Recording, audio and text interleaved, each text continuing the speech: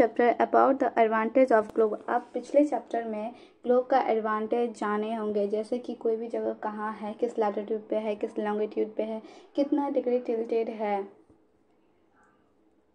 However, globe has a limitation as well. Globe के पास कुछ limitation है. A globe can be useful when we want to study the earth as a whole. Globe का use तब होता है जब हम अर्थ को पूरी, but when we study only a part of earth as about our country, state, district, town and village, it is of a little help.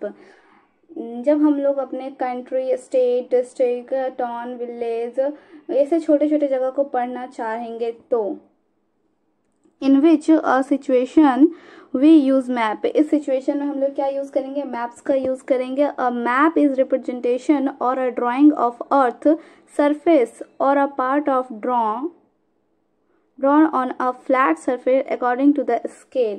Map वो चीज़ है जैसे कि ग्लोब पे कोई चीज़ है दिया हुआ, जैसे कि इंडिया है, तो उसको हम लोग मतलब सरफेस, प्लेन सरफेस पे उसको ड्रॉ कैसे कर सकते हैं, मतलब प्लेन सरफेस पे वो ड्रॉ करके बताया गया है, उसी को हम लोग मैप्स कहते हैं. But it is impossible to flattened a round shape completely. बट ये इम्पॉसिबल है कि राउंड शेप को फ्लैट पे हम लोग completely denote कर सकें. We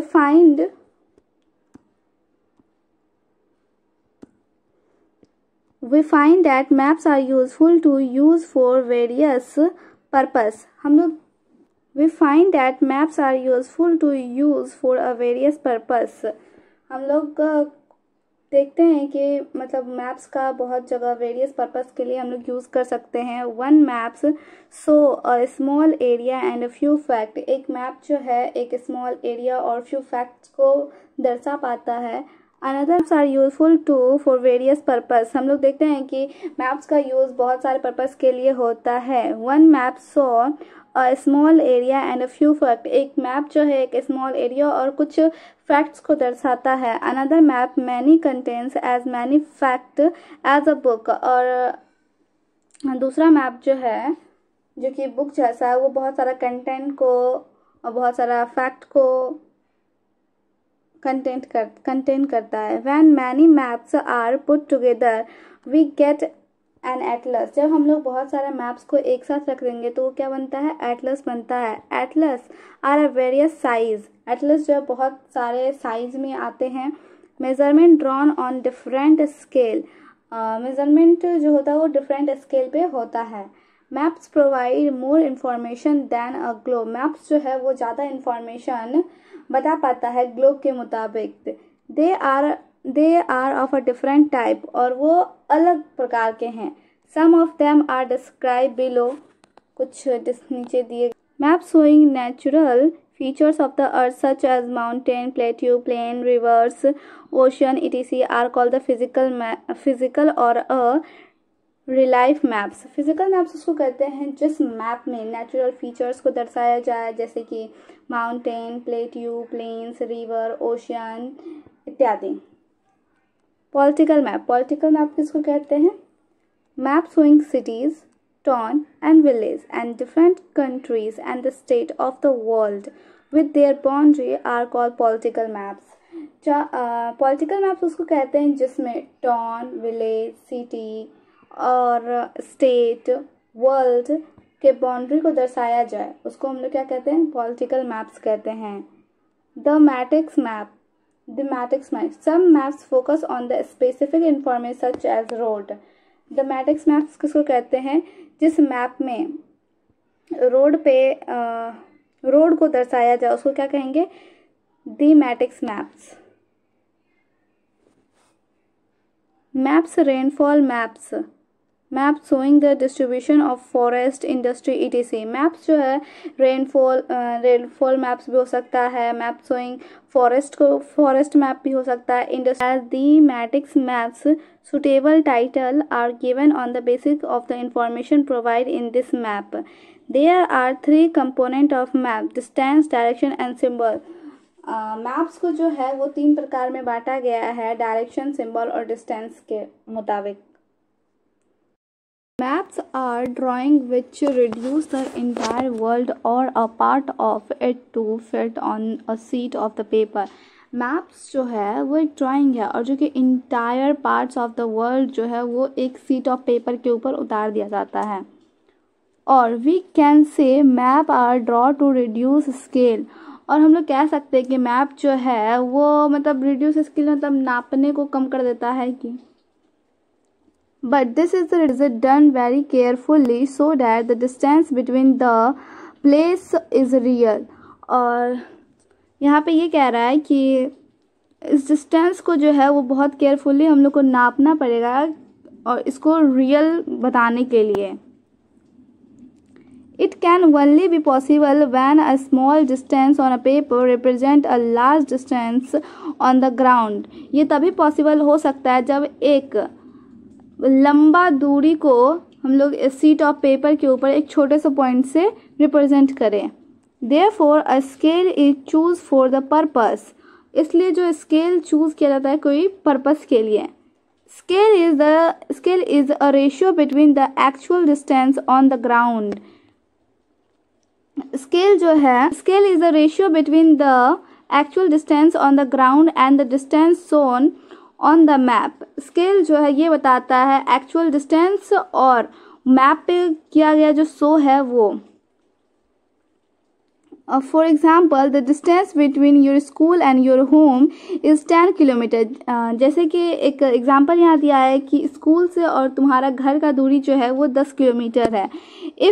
if you show this 10 kilometre, अगर तुम इसको 10 किलोमीटर दिखाते हो, distance by 2 centimetre on a map is mean 1 centimetre on the map is will show 5 kilometre.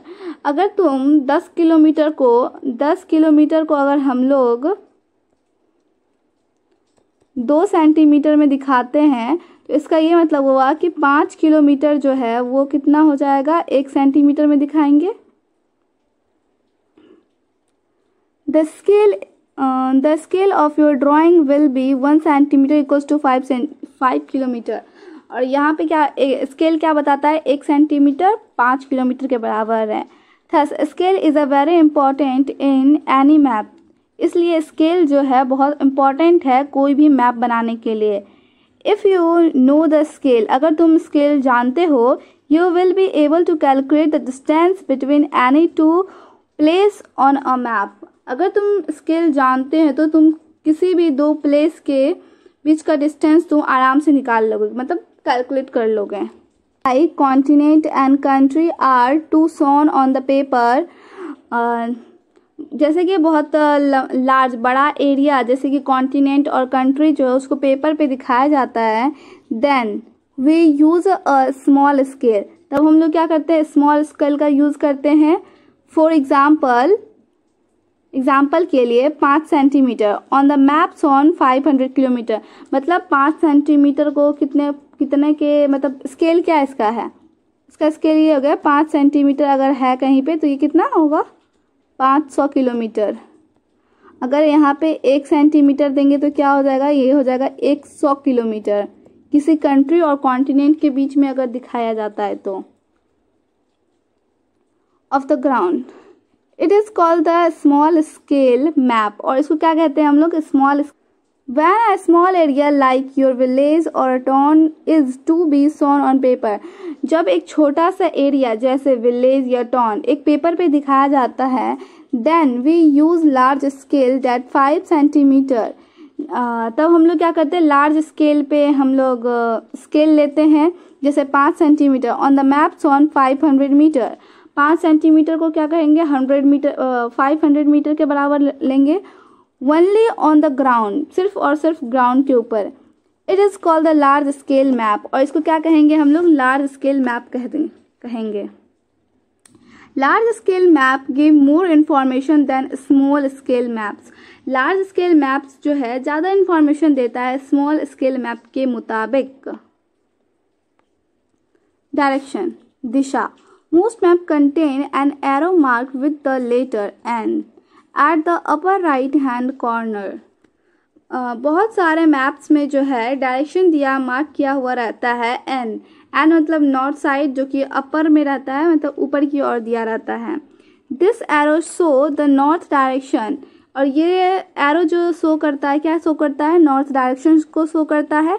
It is called north line कहते हैं। When you know the north you can find out other direction, अगर तुम north direction को जानते हो तो तुम दूसरे साइड को आराम से तुम पता कर लोगे direction. For example east west and south, east waste और साउथ तुम आराम से पता कर लोगे। देयर आर 4 मेजर, इसमें 4 मेजर डायरेक्शन है, east west north south. Direction north south east west, यही है direction major. They are called cardinal point, और इसको क्या कहते हैं हम लोग, कार्डिनल पॉइंट करते हैं। They are called cardinal point, उसको क्या कहते हैं हम लोग, कार्डिनल पॉइंट कहते हैं। Other 4 intermediate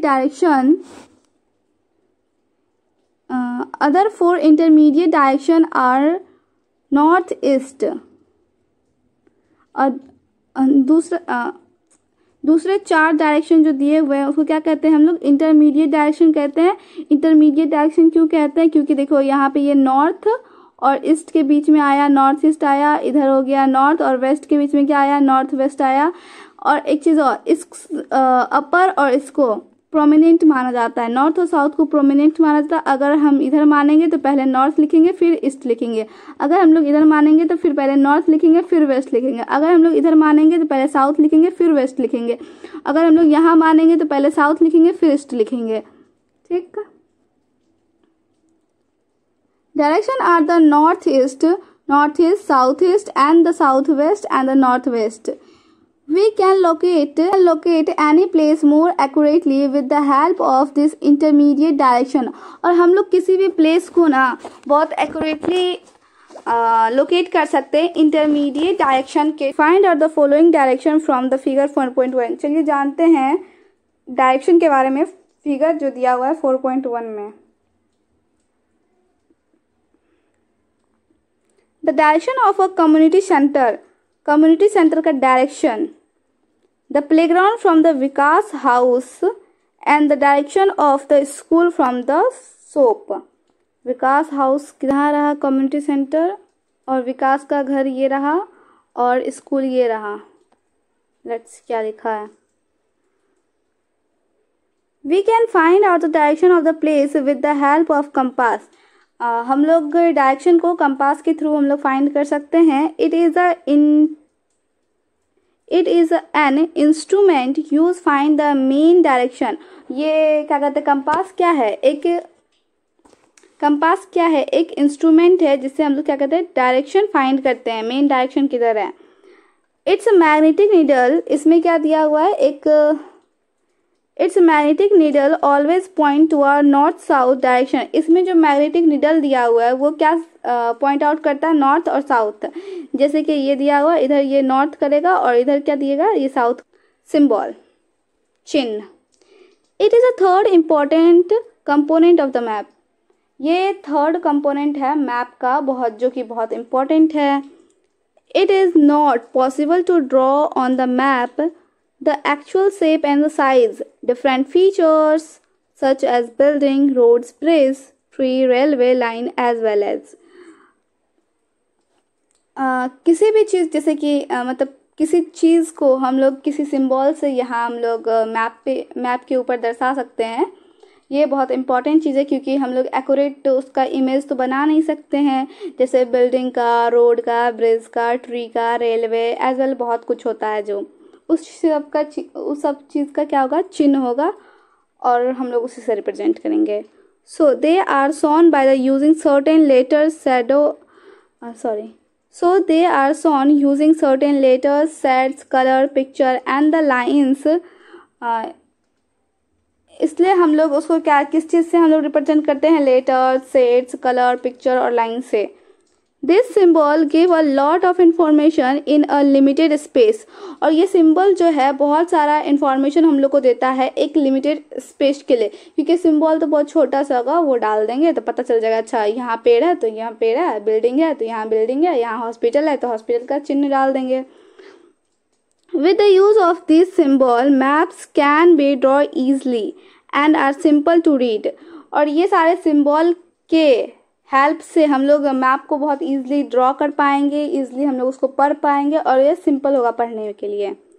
Even if you don't know the language of an area and therefore cannot ask someone for the direction। और ये इम्पॉर्टेंट इसलिए भी है क्योंकि अगर मान लो हम किसी एरिया में जाते हैं, वहाँ का लैंग्वेज हमको नहीं पता है और वहाँ का मैप है मेरे पास, तो हम लोग मैप के थ्रू हम लोग सिंबल को पढ़ करके हम लोग वो जान सकते हैं क्या चीज़ कहाँ है। और लैंग्वेज हम लोग को नहीं पता तो हम कैसे बात कर सकते हैं, अगर बात नहीं कर पाएंगे तो हम लोग को पता नहीं चलेगा, इसलिए सिंबल इम्पॉर्टेंट है। You can collect information from map with the help of these symbol। हम लोग इस सिंबल से बहुत सारा इंफॉर्मेशन जो है वो कलेक्ट कर पाएंगे। Maps have a universal language that can understand by all. Maps के पास जो है एक यूनिवर्सल लैंग्वेज है जो कि सब कोई समझ सकता है। There is an international agreement regarding the use of this symbol. और ये जो सिंबल है ये इंटरनेशनल एग्रीमेंट किया हुआ है इस सिंबल के लिए। मतलब जैसे कि पेड़ का चिन्ह है तो यहाँ भी पेड़ का चिन्ह, और भी अलग कंट्री जो है वहाँ भी पेड़ का चिन्ह जैसा होगा वैसा ही होगा। हॉस्पिटल का चिन्ह जैसा है वैसे ही अदर कंट्री में भी होगा। पुलिस का चिन्ह जैसा अदर कंट्री में वैसा होगा। These are called the conventional symbol. और इसको हम लोग क्या कहते हैं, कॉन्वेंशनल सिंबल कहते हैं। Some of the conventional symbol are shown in the figure.